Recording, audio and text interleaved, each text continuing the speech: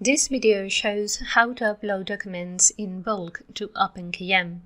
To do this, we have selected the test folder as the path.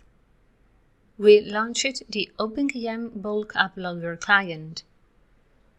In the configuration menu, we check the server configuration, credentials, and the connection with the document management system.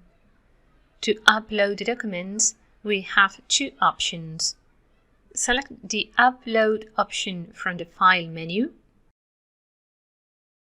From the document browser of the computer, select the notes you want to upload to OpenKM and drag them to the OKM bulk uploader.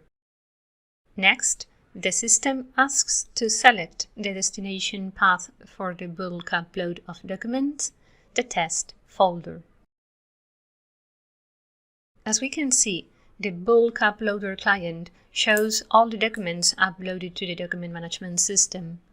When the task ends, at the bottom of the client, we can see information about the status of the process, the total number of files, the number of documents uploaded successfully, and possible failures.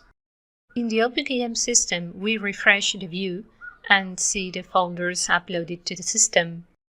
In the document browser, we can see the original organization of the contents. If we go back to OpenKM, we can check how the system respects the hierarchy of all the contents of the folders saved locally.